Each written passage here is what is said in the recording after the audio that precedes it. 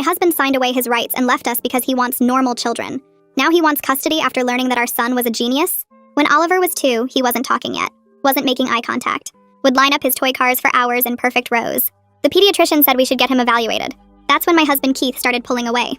He sat through the autism diagnosis with his arms crossed, shaking his head. In the parking lot, he told me this wasn't possible. His family didn't have those genes. His brother's kids were all normal. His cousins were normal. This had to come from my side, or maybe Oliver wasn't even his. I showed him the test results from when he demanded a paternity test 6 months earlier, because Oliver's eyes were hazel and ours were brown. Oliver was definitely his son. Keith said the test must be wrong. Or maybe I'd messed up during pregnancy. Taken something. Done something. Something is broken inside our baby. He moved into the guest room that night. 3 weeks later, he was gone. Left a note saying he couldn't watch his bloodline be contaminated. That he wanted normal children. That I should find Oliver's real father to help pay for whatever special schools he'd need. The divorce papers came a month later. He signed away all parental rights. Didn't want visitation. Didn't want updates. Didn't want his name on anything connected to Oliver. He told his family Oliver had severe disabilities and would never have a normal life. Told his coworkers I'd probably drunk during pregnancy. Told anyone who asked that it was better for everyone if he started fresh. He married Bethany 2 years later and had twin boys who he constantly posted about. Look at them throwing balls. Look at them saying daddy. Look at his real sons being perfectly normal. Meanwhile, Oliver and I figured things out alone. Speech therapy 3 times a week. Occupational therapy twice a week. Special education preschool.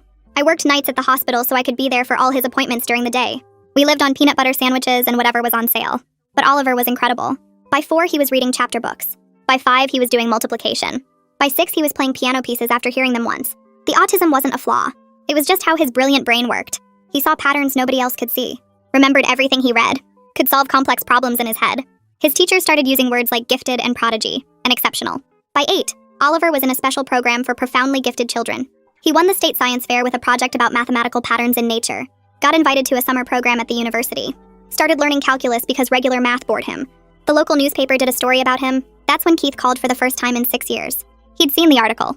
Wanted to know why I hadn't told him Oliver was doing so well. Said he had a right to know about his son's accomplishments. I reminded him he'd signed away those rights. He hung up, but he didn't stop. He started showing up at Oliver's competitions, sitting in the back, taking pictures. When Oliver won the National Mathematics Championship for his age group, Keith was there in a suit telling other parents about his gifted son. How he'd always known Oliver was special.